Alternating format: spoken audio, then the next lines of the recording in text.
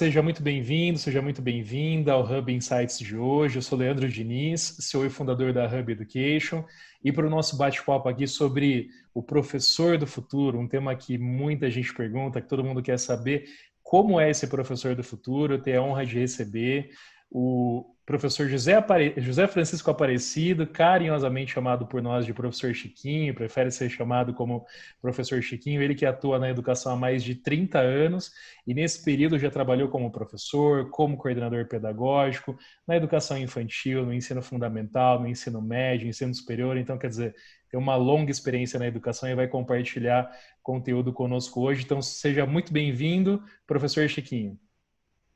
Ok, eu quero agradecer ao convite e poder falar um pouquinho sobre o que a gente gosta de fazer, né? Algo que nós acreditamos, e falar sobre educação. Então, espero que tenhamos um momento aqui bem proveitoso. Perfeito. Eu já quero começar fazendo a pergunta que eu imagino que todos os educadores que estão nos assistindo querem saber, né? Que é: como é esse professor do século XXI? Quais são as habilidades? Quais são as competências? O que esse professor traz em seu DNA para conseguir dar aula nesse momento que a gente vive de disrupção tecnológica, de transformação em vários setores? Na educação não é diferente.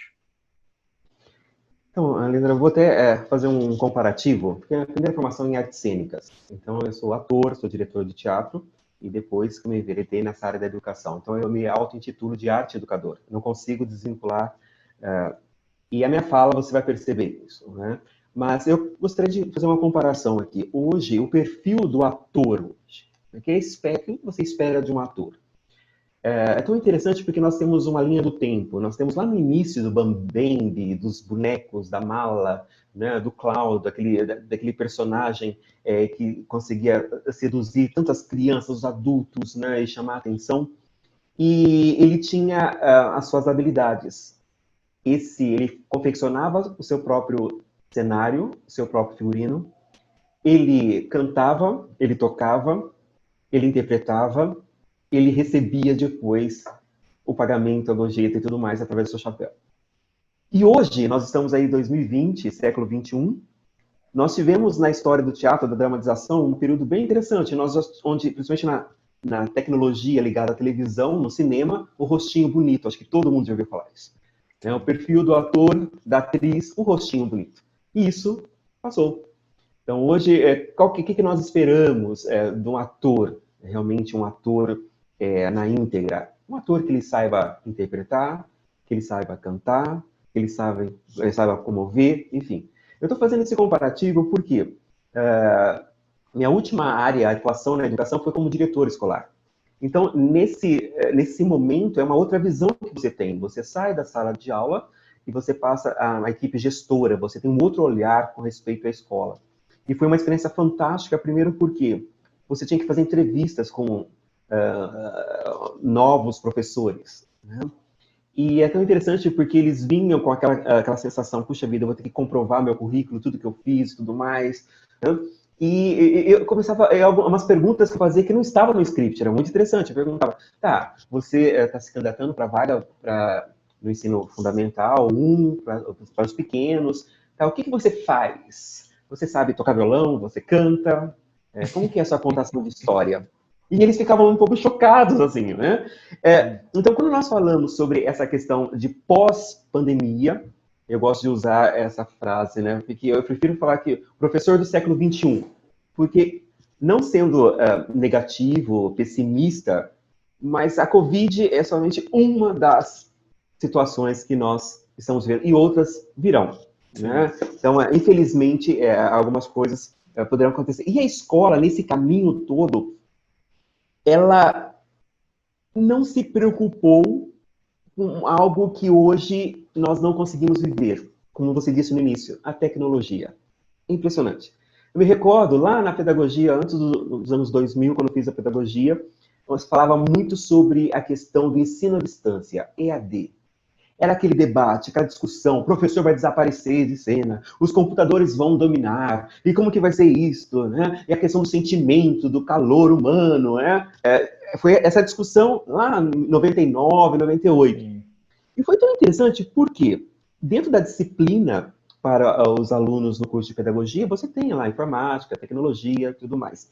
Mas era algo que não fazia parte realmente do contexto da educação. Não sei se você consegue entender Sim, isso, sim. mas o interessante é que foi sempre paralelo. A tecnologia ela caminhou paralela a toda a programação que as escolas tinham. Sim. Né? E eu recordo que eu era professor nesse período todo, por exemplo, um exemplo, para a educação infantil. Uma das questões tecnológicas que surgiu nesse período aí, nós tínhamos a contação de história. Não é? Aí surgiu o DVD. DVD. As escolas públicas e particulares com DVD, algumas com projetores, né? E como que era esse momento de contação de história? O professor, ele pegava, tem um livro, ele pegava o livro, né? Ele contava história para as crianças e tudo mais. Com o DVD, ele ia lá, comprava o DVD, pessoal, a hora do conto, e colocava o DVD para a Da criança Play. assistir. É. Percebe? Então, Uhum. é tão interessante que e hoje, quando nós tivemos o primeiro momento lá, início de abril, finalzinho de março, essa questão do fechamento, toda do isolamento, puxa vida, e as aulas, dos três segmentos que nós podemos falar da educação básica, a educação infantil foi o que mais sofreu. Sim. Né? Não sei se você tem filho, mas quem tem filho dessa idade sabe muito bem o que eu estou querendo dizer. Sim. Primeiro Ainda porque não, mas eu me acompanho e confirmo isso que você está falando. então, o que acontece? Você pegou, então, um momento, os professores, você tem um leque de professores que trabalham com a educação infantil, professores fantásticos, tem aqueles professores que têm as suas limitações, enfim. Mas, aqueles que já tinham a tecnologia, já tinham esse domínio, eles conseguiram destacar de uma maneira muito grande no ensino remoto. Sim. Né? Esse domínio da câmera e tudo mais. Não é? Então, quando você pergunta para mim qual será o perfil desse professor, é um professor que ele consiga, em primeiro lugar, ser apaixonado pela educação. Primeira coisa. O cara tem que amar a educação. E ele tem que ser flexível. Ele tem que ter esse olhar, porque muitas pessoas falam assim, puxa vida, a educação, né, o futuro. Não, o professor ele já está trabalhando o futuro da criança. Sim. Isso é muito interessante. Né? O professor ele já trabalha o futuro da criança, então ele tem que abraçar todas essas ferramentas que estão ao seu redor, né? Não se sentir, puxa vida, eu vou ser dominado por isso. Não, de jeito nenhum, jamais, isso não vai acontecer. Mas o que nós temos visto hoje é o destaque de professores que estão dominando a ferramenta de uma forma tremenda. As aulas estão até muito mais interativas, as aulas estão, alguns, principalmente ensino médio, o Fundamental 2, não é? A questão de conteúdo. Porque, olha só, vamos colocar no papel. Quando eu era coordenador, a gente tinha que trabalhar a questão de currículo, né? Porque se o professor estava dando aula, porque tinha datas para prova, aquela coisa, todo conteúdo, né? Conteúdo. Vamos lá. Alguns professores, na prática, eles, geralmente a sala, a aula tem, ela é composta de 45, 50 minutos. Sim. Então, eu conversei com alguns professores para perguntar essa dinâmica, né? E olha só, quantos minutos esse professor efetivamente ele conseguia dar aula na escola? Vamos colocar numa escola aí com 40 alunos, uma sala, oitavo ano, 45 alunos na sala. Quantos minutos desses 50 ele conseguia realmente dar aula? Então, o que a gente percebe? Quando você tem aula remota, você tem que preparar e pronto, coloquei, ó, está gravando. E você Sim. começou, então, 50 minutos. Sim. Percebe? É Perfeito. muito interessante isso, essa questão do tempo. Né? É claro que eu não estou falando que, puxa vida, agora vai ser o único caminho. Não, mas o professor, nós estamos falando do professor em si, ele Tá. tem que ter esse domínio tecnológico, Perfeito. mas, como eu uso para minha vida, né? Não podemos esquecer do simples. Né? Manter a O que essência, né, da educação. exatamente? Eu acho que o simples, ele que vai reger, ele que vai conduzir realmente uma boa escola. Quando eu falo do simples, pós-Covid. Né? Nós tivemos esse grande susto. Se eu vejo a escola como uma instituição, se eu vejo a escola como uma estrutura, onde está essa estrutura hoje? Tá fechada, né? Tá Tá? inutilizada, digamos assim, né? Quem que está à frente hoje das aulas? Professor. É o professor. É sério. Sim. Então, não tem mais hoje puxa, a minha escola tem uma estrutura fantástica, a minha escola tem parques, tem salas, esquece, acabou, né? Hoje, esses últimos 3 meses, acabou, né? Então, o Perfeito. que predominou foi o professor, a figura. Isto é um puxão de orelha, agora já vai um puxão de orelha, porque nós devemos, é uma fala que não é uma fala nova, mas é uma fala que eu acho que é preciso a gente ter essa visão, essa reflexão do investimento desse ser Perfeito. humano. E eu vou até pegar um gancho nisso que você está falando, porque é um puxão de orelha, talvez num primeiro momento ali para o professor, em termos de buscar, né, lidar melhor com essa tecnologia, entender que são ferramentas que potencializam a qualidade das aulas, mas também é um puxão de orelha para os gestores escolares, né, Chiquinho? Porque o que a gente vê também é muitas escolas que investem em estruturas cada vez mais grandiosas e tecnológicas e bonitas e muitas vezes não valorizam o principal, né, ator, né, já usar esse exemplo que você deu, da aula, que é o professor, né, que sem ele as coisas simplesmente não se concretizam, não acontecem, né? E você sabe, Leandro, que é tão interessante isso, porque até mesmo na própria escola, a gente, falando como diretor, né, nós fechamos muitas vezes os olhos. A gente esquece que essa realidade ela está presente também no presencial. Porque você não consegue realmente saber o que está sendo colocado naqueles 50 minutos naquela sala de aula. Sim, Tá? Porque é o professor que está lá. É o perfeito. professor que está. Então, eu acho assim, eu sou defensor da figura humana do professor, da capacitação desse professor, e até ao mesmo tempo eu percebi, né, aqueles professores mais antigos, prestes a se aposentar, eles se esforçando, aquela flexibilidade de, não, eu quero fazer, né, eu vou mexer. Isso é fantástico, isso é muito legal. Né? Porque essa presença, ela é construída. Né? Então, o que eu vejo hoje nessa questão do perfil do professor? Né? Esse professor ele tem que quebrar alguns paradigmas, né? E vai começar da formação. Então, as universidades que formam os seus professores, elas deverão rever o seu currículo, Sim. literalmente rever o seu currículo. Né? É um momento de muitas mudanças em todas as áreas. A família ela está se adaptando. As E eu famílias acho, estão. professor, desculpa interromper, mas só para colocar um elemento aí para sua fala, que acho que uma das inseguranças, pelo menos o que a gente ouve conversando muito com os educadores, é que quando se fala especialmente de tecnologia, que acho que é o grande elemento aí que a gente tem como diferencial nesse momento que a educação vive. Quando se fala de tecnologia, a insegurança muitas vezes do educador é ter que lidar com uma ferramenta que o aluno domina, né? Então não é aprender alguma coisa nova que ele traz para a sala de aula, mas ele ainda continua como, digamos assim, o detentor daquele conhecimento. Não, é ter que aprender algo que o aluno já nasceu sabendo, parece, né? Então é lidar com essas barreiras na sua formação, no seu desenvolvimento, para conseguir interagir com a linguagem, digamos assim, atual dessa geração, né? E sabe o que é interessante nisso tudo? Quando a gente foca no ser humano, nós temos uma escola conteudista.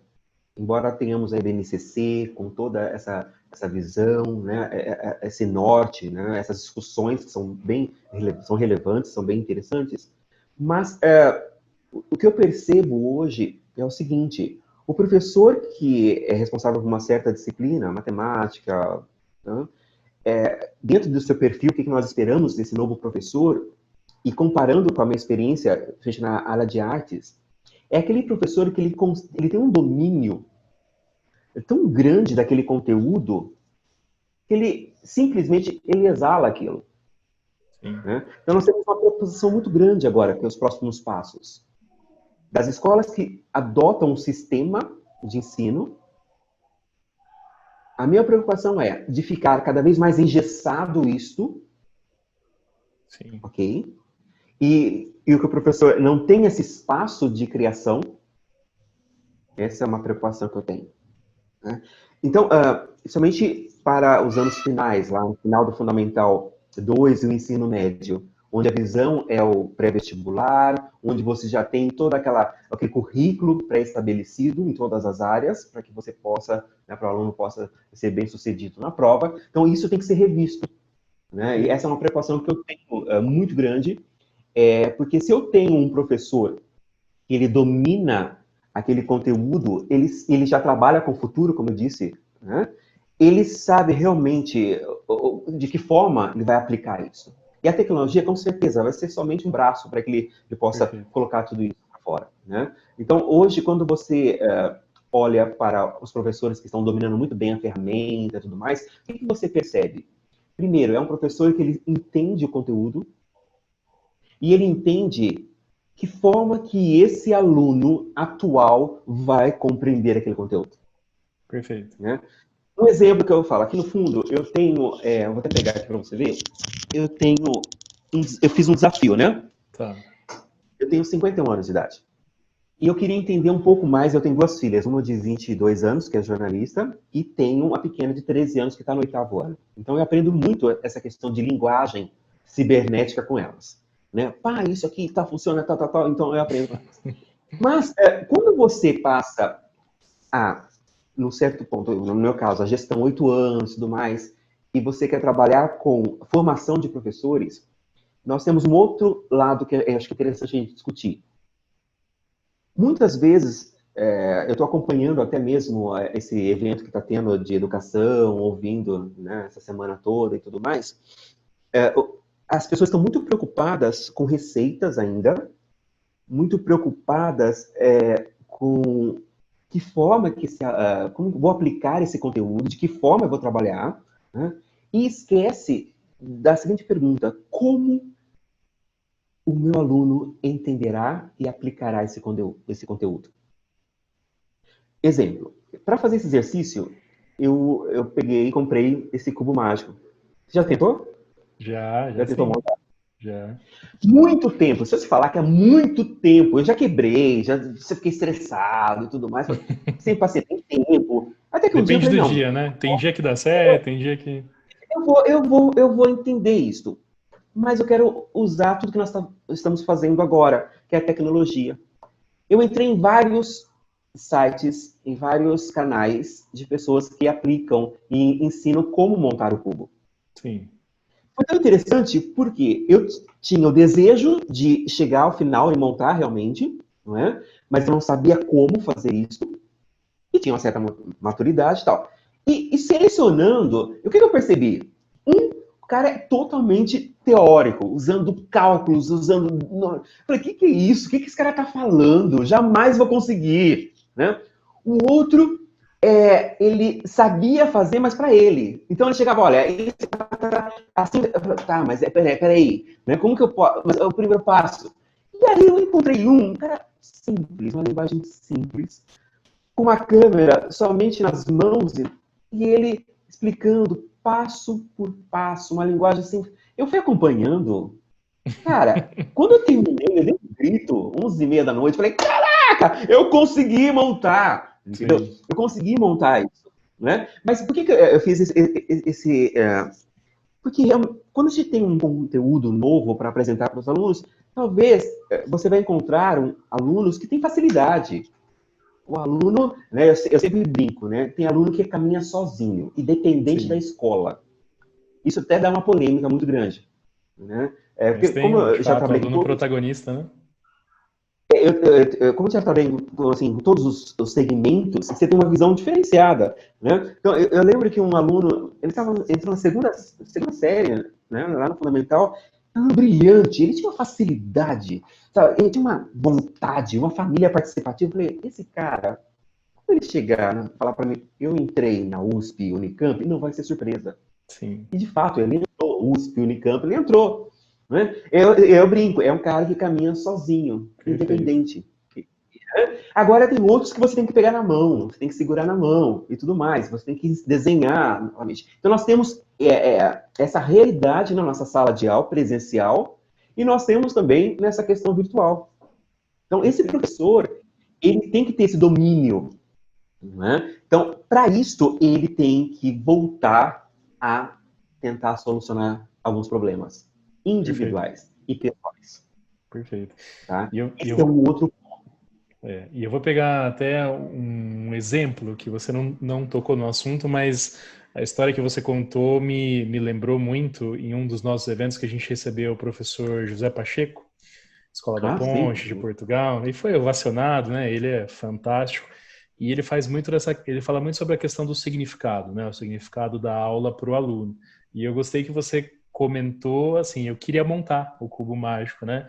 Então, esse é um papel que o professor ele ele assume, né, de entender qual é o significado daquele aprendizado para o aluno, né? Como que ele vai aplicar o conhecimento de matemática, de português, enfim, não importa a disciplina, mas como isso se conecta com o universo dele e com as expectativas que ele tem, isso desde o ensino básico, uma criança ela já almeja determinadas coisas no universo que ela constrói, né? Então, o professor como alguém capaz de compreender o significado e ajudar o aluno por meio do conhecimento, né?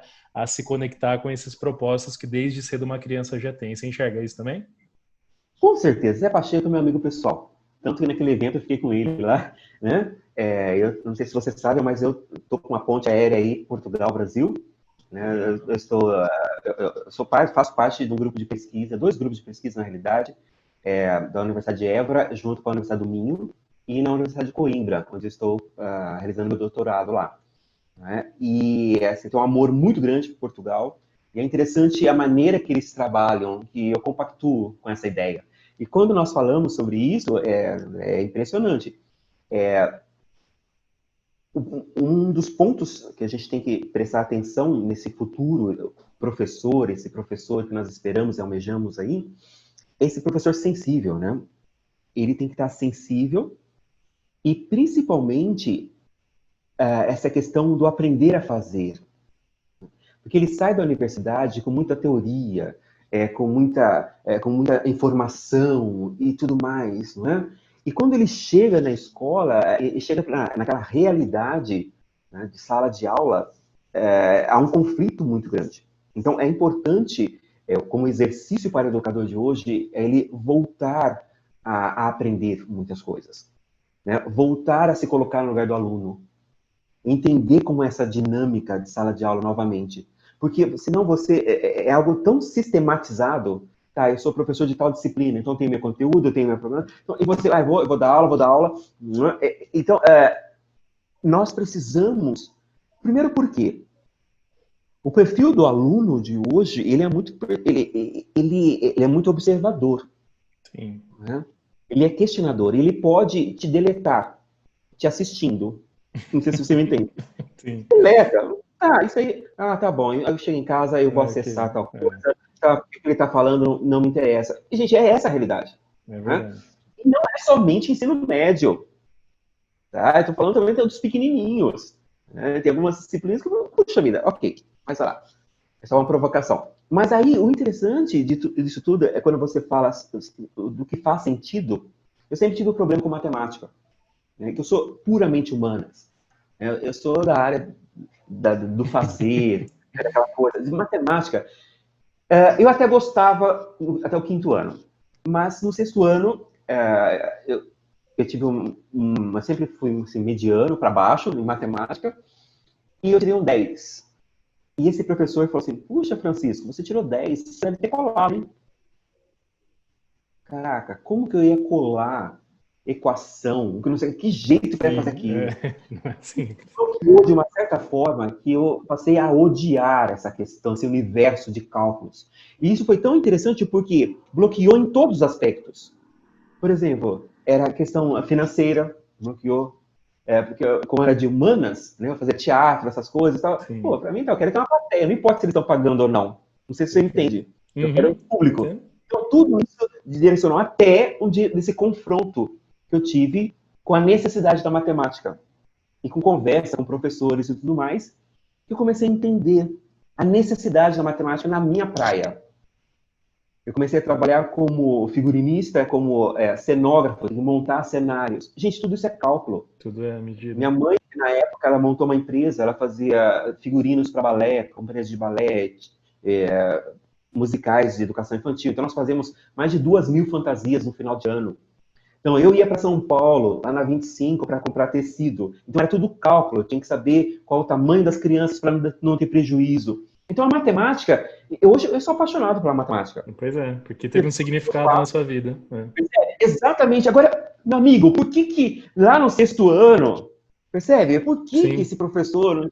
Tá bom, qual é a sua praia? Então, vamos lá, onde está essa matemática? Por que não tem sentido? Então, eu sou frustrado sobre algumas coisas, e isso eu cobro dos meus professores. Logo, nas nossas reuniões e tudo mais, eu converso. Porque é uma experiência que eu tive. E quantos outros não têm experiência muito ligada, talvez, na área da redação? O cara escreveu lá, professor, e de repente o professor chegou e falou, cara, como que você escreve mal? O que é isso? Né? Então, hoje nós temos professores frustrados com algumas áreas.